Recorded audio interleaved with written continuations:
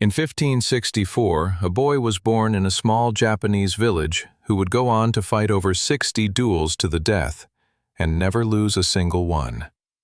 Not once. He killed his first opponent at the age of 13. By 30, he was considered the greatest swordsman who ever lived. But here's the part nobody talks about. Miyamoto Musashi didn't become unbeatable because he trained harder than everyone else. He became unbeatable because he understood something about discipline that most people still get completely wrong 400 years later. And the strangest part is, the secret he figured out has almost nothing to do with willpower, grinding through pain, or waking up at 4 in the morning. In fact, it's the opposite. What Musashi discovered about discipline is so counterintuitive that when you first hear it, you'll think it's wrong. You'll think it sounds lazy. You'll think there's no way that's how the most dangerous warrior in Japanese history actually operated. But then you'll look at your own life, at all the habits you've tried to build and failed, at every resolution that lasted 11 days, at every morning routine you abandoned by Thursday, and something will click. Because Musashi figured out the one thing about human nature that every modern productivity guru, every motivational speaker, every discipline influencer completely ignores. And once you see it, you can't unsee it. So let's start with a question that sounds simple but isn't. Why is discipline so hard? Seriously, think about it for a second. You know what you should be doing. You know that getting up early, exercising, eating clean, reading, working on your goals would make your life better. Nobody's confused about this. The information is everywhere. There are 10,000 videos telling you exactly what to do. And yet here's the uncomfortable truth that nobody wants to admit. Knowing what to do and actually doing it are separated by a gap so massive that most people never cross it. They spend their entire lives on the wrong side. 92% of people who set yearly resolutions fail. Not 50%, not 70, 92. The average person attempts the same behavioral change 7 to 10 times before it sticks, if it ever sticks at all. And it's not because those people are weak. It's not because they lack information. It's because they're operating with a fundamentally broken understanding of what discipline actually is. Here's the thing about how most people think discipline works. They imagine it like a muscle. You flex it. You push through pain. You white-knuckle your way through the hard stuff until it becomes easy. Motivational accounts love this framework. Just grind. Just push. Just do it. Just be disciplined. Sounds powerful, right? But there's one massive problem with the muscle model of discipline. Muscles fatigue. And willpower, according to decades of research in behavioral psychology, behaves exactly the same way. Every decision you make, every temptation you resist, every uncomfortable thing you force yourself to do draws from the same limited pool of mental energy. By the end of the day, that pool is drained. This is why you eat perfectly until 8 at night and then demolish a bag of chips. This is why you crush your morning routine for 3 weeks and then sleep through your alarm on day 22 and never recover. You're not failing because you're weak. You're failing because you're using a strategy that is mathematically guaranteed to run out of fuel. And Musashi figured this out 500 years before any scientist put it in a research paper. Now, before we get into what Musashi actually did differently, we need to understand something about who this man really was, because the popular image of him is almost entirely wrong. Most people picture Musashi as this intense, laser-focused warrior monk. All discipline, no flexibility. A human weapon who did nothing but train with his sword from sunrise to sunset. The reality is way more interesting than that. Musashi was a painter, a sculptor, a calligrapher. He wrote poetry. He studied tea ceremony. He practiced gardening. He built things with his hands. The man who was literally the deadliest human being walking the earth spent enormous amounts of time doing things that had absolutely nothing to do with swordsmanship. And this wasn't his retirement hobby. He was doing this during his active fighting years, while he was still accepting death duels, while his reputation was on the line every single day. Sounds backwards, right? Why would the greatest swordsman alive waste time painting flowers when he could be drilling sword techniques? But that's exactly the kind of question that reveals how badly we misunderstand discipline. Because Musashi wasn't wasting time. He was doing something far more sophisticated than repetitive practice, and the answer to what he was doing is buried in a book he wrote in the final weeks of his life. In the spring of 1645, Musashi retreated to a cave called Regondo and wrote down everything he'd learned about combat, strategy, and life. He was dying. He knew it. And the book he produced in that cave became one of the most studied texts on strategy ever written. But most people read it wrong. They zoom in on the sword techniques, the tactical advice, the stuff about timing and distance. They miss the deeper layer entirely. Because the most important line Musashi ever wrote wasn't about swords at all. It was this: know the ways of all professions, not master, not study, know, and not one profession, all of them. This single sentence contains the entire Musashi framework for discipline, and almost nobody catches it. What he's saying is deceptively simple. The path to mastery in any one thing requires broad exposure to many things. The person who only does one thing, who only grinds one skill, who blocks out everything else in pursuit of singular focus, that person hits a ceiling. They plateau, they burn out, they become brittle, and, eventually, they break. But the person who cultivates wide awareness, who understands patterns across multiple domains, who sees connections that the specialist misses, that person develops something far more powerful than discipline. They develop what Musashi called the way. And the way doesn't fatigue like a muscle, it compounds like interest. Here's where this gets practical, and where it starts to flip everything you've been told about building habits on its head. Modern self-improvement culture is obsessed with elimination. Cut out distractions, remove temptations, simplify your life down to one goal. Monk mode, tunnel vision, lock in. And on paper it makes sense, right? Fewer things to focus on means more energy for the important stuff. Simple math, really. Except it's not simple math. Because human beings aren't calculators.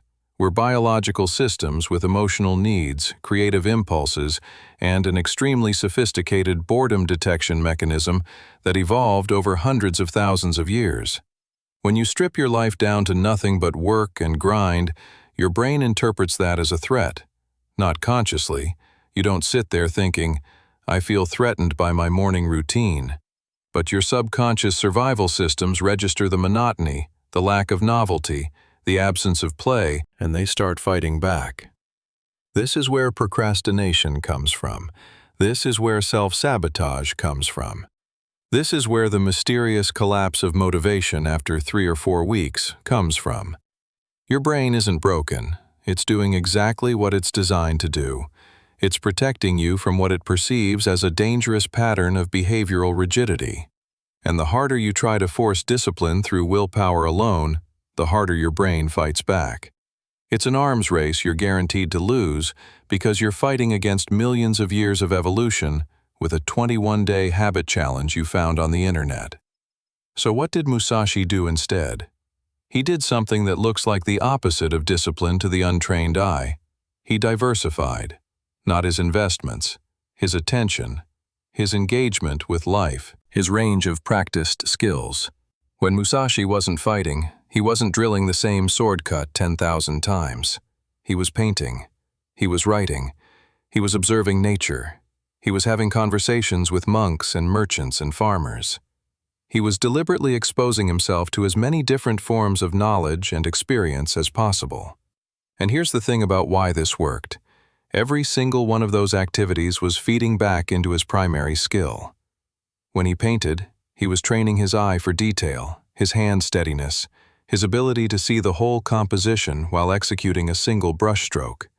These are sword skills. When he practiced calligraphy, he was refining his relationship with timing, pressure, and the decisive commitment of an irreversible mark. These are combat skills. When he studied tea ceremony, he was developing presence, patience, and the ability to remain calm in highly ritualized, high-stakes environments. These are dueling skills. He wasn't distracted. He was cross-training his nervous system in ways that pure sword practice could never achieve. And because each activity felt different, because each one engaged a different part of his brain, he never hit the wall of monotony that destroys most people's discipline. His brain never triggered the threat response. There was no boredom to fight against, no willpower to deplete. The system was self-sustaining. This connects to a concept that Musashi practiced intuitively, but modern neuroscience has only recently been able to explain: transfer learning. Your brain doesn't store skills in neat little separate boxes.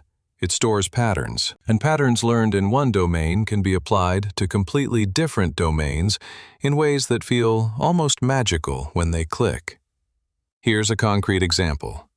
Learning to play a musical instrument doesn't just make you better at music. It improves your mathematical reasoning, your spatial awareness, your ability to detect patterns in complex data, and your emotional regulation. These aren't vague spiritual benefits. These are measurable neurological changes that show up on brain scans. The neural pathways built by music practice physically overlap with the neural pathways used for abstract problem solving. Your brain doesn't care that one is productive and the other is a hobby. It's all pattern acquisition. And pattern acquisition is the real foundation of what we call discipline, not willpower. Patterns. This is where things get really interesting. Because once you understand that discipline is pattern-based rather than willpower-based, everything changes. Let's take the most common discipline failure: exercise.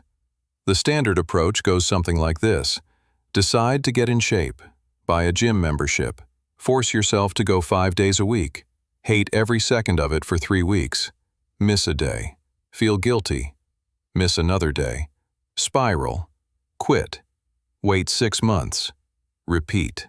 The Musashi approach looks completely different. Instead of committing to one rigid exercise routine, you expose yourself to multiple physical disciplines. Maybe you swim on Monday because the sensation of water resets your nervous system. You hike on Wednesday because being in nature satisfies your brain's craving for novel environments. You do a martial arts class on Friday because the social and competitive element engages your tribal instincts. You stretch or do yoga on the weekend because your body needs recovery and your mind needs stillness. On paper, this looks less disciplined than the guy who goes to the gym 5 days a week and follows the exact same program. But 6 months later, the gym guy has quit 3 times and is starting over. Again.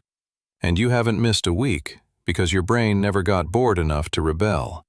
Variety isn't the enemy of discipline. It's the engine that makes discipline sustainable. But here's where most people take this concept and run in completely the wrong direction. They hear, variety is good, and they think it means, do whatever you feel like. They use it as an excuse to be scattered, unfocused, jumping from thing to thing with no deeper purpose. That's not what Musashi did. Not even close. And this is the critical distinction that separates his approach from pure chaos. Everything Musashi did was connected by an invisible thread. Painting, calligraphy, sculpture, sword practice, meditation, poetry. It all looked different on the surface.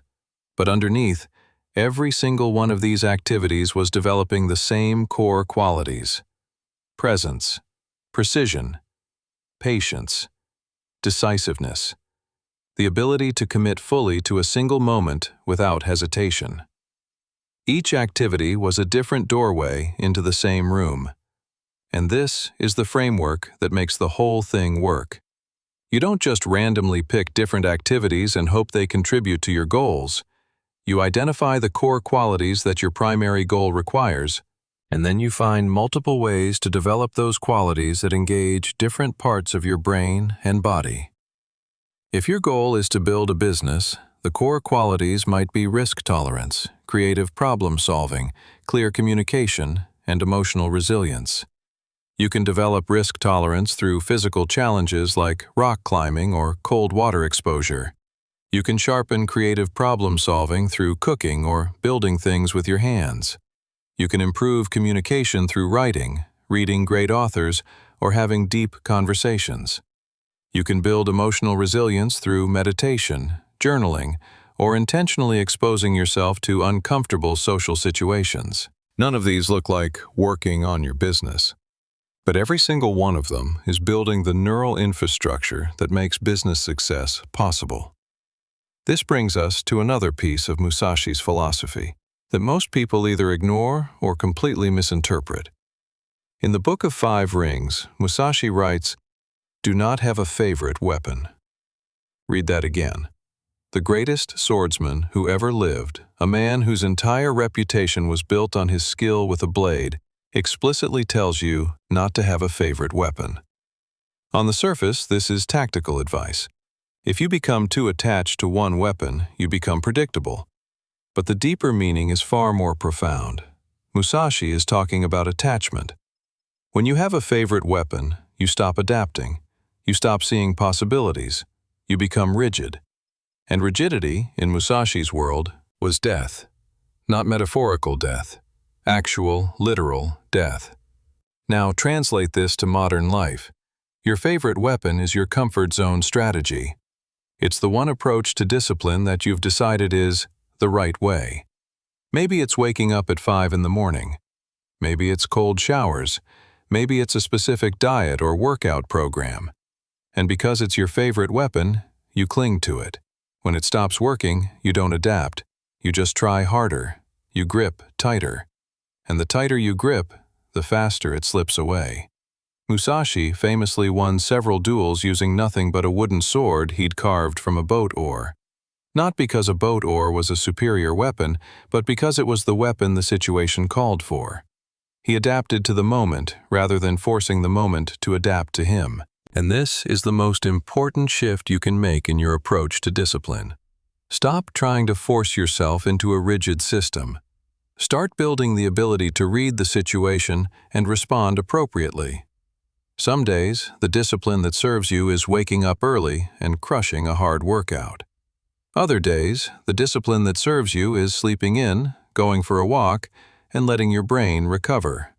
Both are discipline. But only one of them is valued by the current culture. The other gets called lazy. This is where things get dangerous, and where most people get trapped. Because modern culture has created a very specific image of what a disciplined person looks like. They wake up before sunrise, they take cold showers, they have a strict routine. They never skip a day.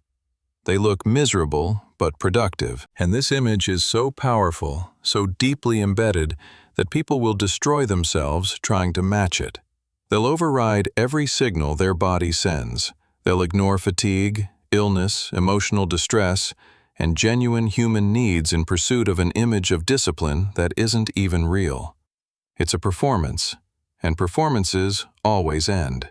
Musashi understood something about this that took Western psychology decades to catch up with. He called it the void. In the Book of Five Rings, the final chapter, the Book of the Void, is the shortest and the most mysterious, but the core message is surprisingly practical. The void is the space where you let go of all the techniques, all the strategies, all the rigid frameworks, and you simply respond to reality as it actually is, not as you think it should be. Not as some social media post told you it should be, as it actually is. This is the highest form of discipline, not forcing yourself to follow a plan regardless of circumstances, but developing such deep self-awareness that you automatically do what the moment requires, without internal resistance, without the exhausting mental battle between what you want to do and what you think you should do. And here's the thing about why this concept is so hard for modern people to accept. We've been trained to believe that discipline means overriding our natural impulses, that the voice inside you that says, "I don't want to do this," is always the voice of weakness, of laziness, of the lesser self that needs to be dominated. But Musashi would tell you that sometimes that voice is the most important data you have. Sometimes, "I don't want to do this," means your body needs rest. Sometimes it means your approach is wrong. Sometimes it means you've been pushing in a direction that doesn't serve your actual goals, and your subconscious is trying to course correct before your conscious mind catches up. The truly disciplined person doesn't silence that voice. They've learned to distinguish between the voice of genuine resistance, which needs to be pushed through, and the voice of intelligent feedback, which needs to be listened to. And the only way to develop that distinction is through the kind of broad self-awareness that comes from engaging with many different practices, many different states of being, many different challenges. Someone who only knows the gym can't tell the difference between productive discomfort and a body screaming for recovery. Someone who only knows meditation can't tell the difference between genuine peace and avoidance of necessary action. But someone who practices both and more develops a calibration system that runs in the background, reading their own state with increasing accuracy. Musashi had this calibration so finely tuned that he could walk into a duel and know within seconds exactly what strategy would win. Not because he'd memorized every possible scenario, but because his awareness was so broad that the right response emerged naturally, like water finding its path downhill. There's a practice Musashi describes that sounds almost absurdly simple but contains enormous depth. He called it the gaze in all things. The idea is that you should practice seeing the big picture and the small details simultaneously, not switching between them. Holding both at the same time. When you're in a sword fight, you need to see your opponent's overall posture and their subtle fingertip movements at the same time. If you focus only on the big picture, you miss the small tell that signals their next attack. If you focus only on the details, you lose track of the overall flow and get overwhelmed. And this is directly applicable to discipline. Because most people fail at discipline because they're stuck in one level of awareness. They're either zoomed all the way in, obsessing over whether they hit their exact calorie target or woke up at exactly the right time, and they lose sight of the bigger picture of their health and life. Or they're zoomed all the way out, thinking about their 5-year vision and their grand goals, while completely ignoring the small daily actions that actually move the needle. Musashi's discipline was neither. It was both, simultaneously. He could hold the grand vision of becoming the greatest warrior alive while being completely absorbed in the texture of a single brushstroke. And this dual awareness is what prevented him from both the burnout of obsessive detail focus and the drift of vague, big-picture thinking. Let's talk about something uncomfortable that most discipline content carefully avoids: failure. Not failure as a motivational tool, not failure as a stepping stone, actual, real, gut-wrenching failure that makes you want to quit everything. Musashi's relationship with failure was unlike anything in modern self-help. He didn't see failure as something to avoid or minimize. He saw it as the primary source of useful information. After every duel, whether he won easily or barely survived, he would go through the same analytical process. What did the opponent do that surprised him? Where did he feel uncertain? What technique worked, and, more importantly, why did it work in that specific situation? He treated every encounter as a research project, not an ego test. And this is where most modern approaches to discipline go catastrophically wrong. They frame every failure as a character flaw. You missed the gym today. What's wrong with you? You broke your diet. You're so weak. You slept through your alarm. You'll never change. This internal narrative does the exact opposite of what it intends. Instead of motivating behavior change, it creates a shame cycle that makes future failure more likely, not less. Because shame depletes the same mental energy reserves that discipline requires.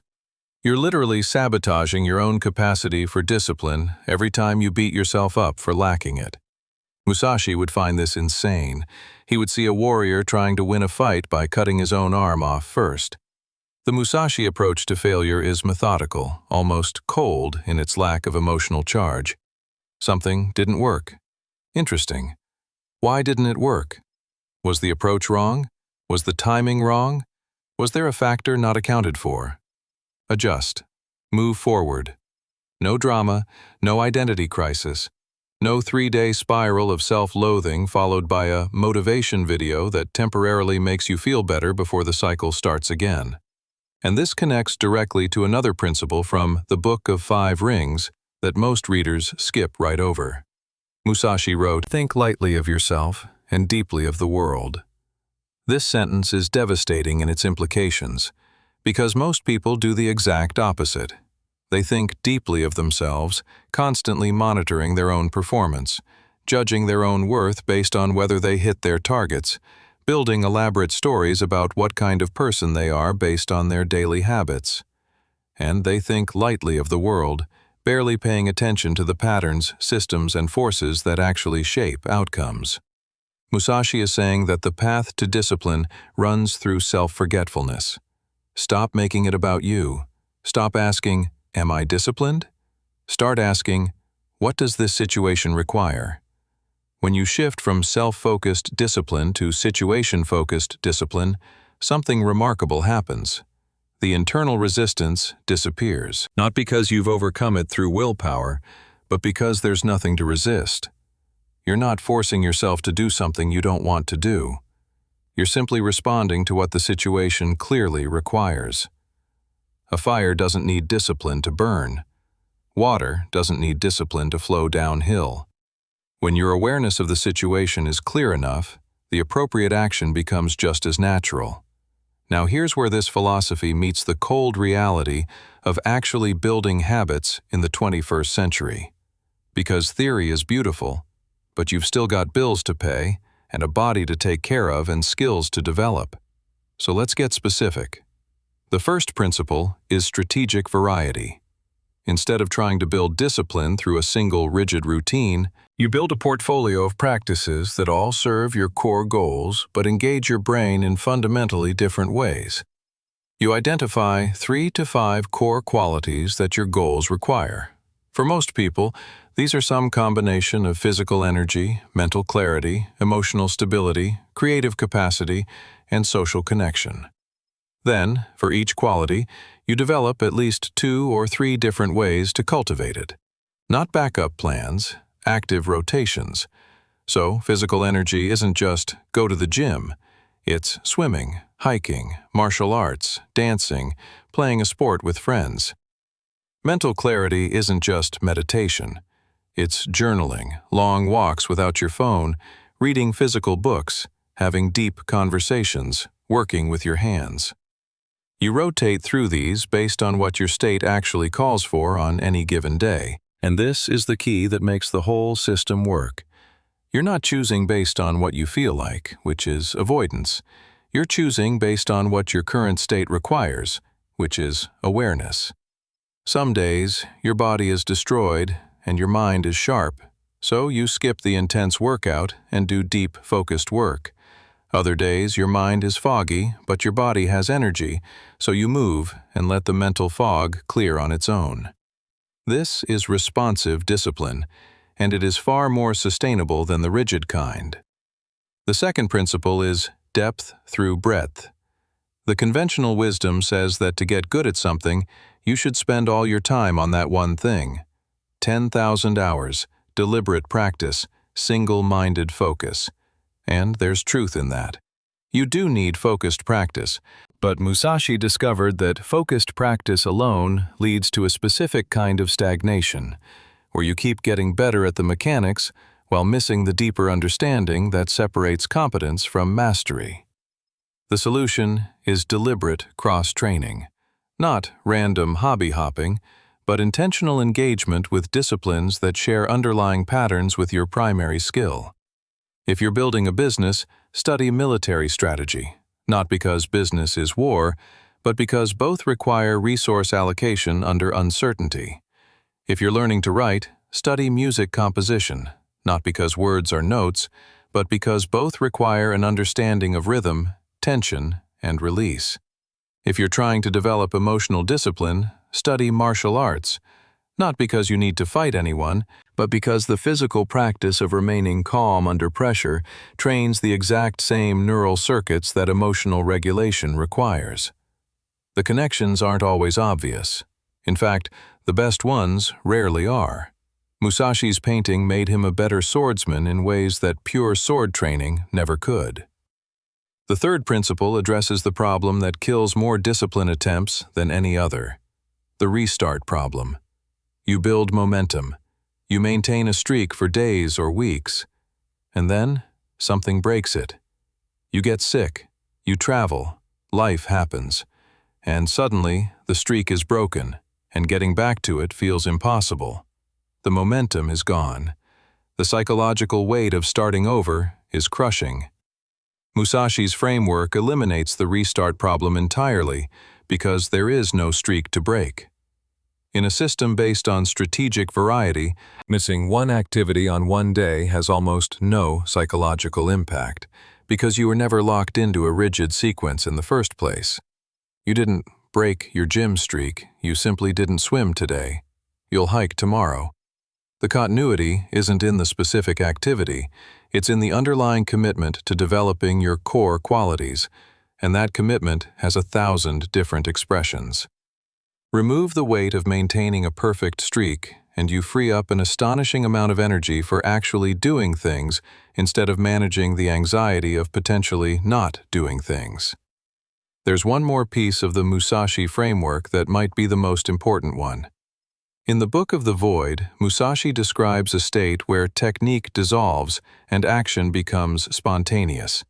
He spent his entire life building technical skill, developing strategic knowledge, accumulating combat experience, only to say that the highest state is one where you forget all of it and simply act. This sounds like a contradiction. Why spend decades learning if the goal is to forget what you've learned? But it's not a contradiction. It's a description of what happens when knowledge becomes so deeply integrated that it no longer requires conscious effort. You don't think about how to walk, you just walk. The technique is still there, it's in every step, but it's been internalized so completely that it operates below conscious thought. And the relevance to discipline is direct. The goal isn't to maintain discipline through constant effort. The goal is to practice discipline in so many different forms that it becomes part of who you are, rather than something you have to do. There's an enormous difference between a person who is disciplined and a person who does discipline. The person who does discipline is always one bad day away from stopping. The person who is disciplined has internalized the pattern so deeply that it's a quality they embody. When you only practice discipline in one context, the gym or the diet or the morning routine, it stays context-dependent. Remove the context and the discipline disappears. But when you practice it across dozens of different contexts, the underlying pattern gets extracted and becomes a general capacity. You become disciplined, period. Let's bring this full circle with a story that captures everything about Musashi's approach in a single moment. In 1612, Musashi had the most famous duel of his career. His opponent was Sasaki Kojiro, widely considered the second greatest swordsman in Japan. Kojiro was known for a devastating technique he called the swallow cut, a long overhead strike with perfect precision. He'd never been defeated. The duel was set for a small island. Kojiro arrived early, dressed immaculately, sword polished, mentally prepared. Musashi showed up late, hours late. He arrived in a small boat, looking like he'd just rolled out of bed.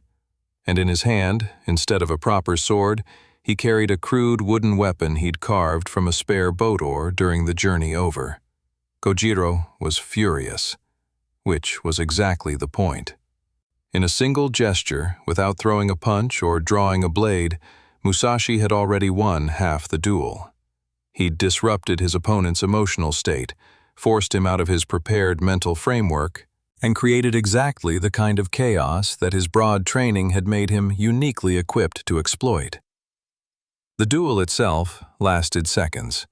Musashi struck once, and Kojiro fell. One strike. The technique itself was almost irrelevant. What won that fight was everything that happened before the technique. The psychological manipulation, the unconventional weapon choice, the refusal to follow the expected script, the ability to see the entire situation, not just the combat mechanics, but the emotional dynamics, the environmental factors, the opponent's expectations, and respond to all of it simultaneously. That's not the product of 10,000 hours of sword drills. That's the product of a mind trained across 100 different disciplines, capable of perceiving and responding to reality at a level that pure technical practice can never achieve. And this is ultimately the lesson that matters for you, right now, wherever you are in your life. Discipline isn't what you think it is. It's not about forcing yourself to do hard things until the hard things become easy. That's a myth. The hard things never become easy. What changes is your relationship to difficulty itself. And that relationship doesn't change through repetitive exposure to one type of difficulty. It changes through broad exposure to many types of difficulty, each one teaching your nervous system a slightly different lesson about discomfort, adaptation, and growth.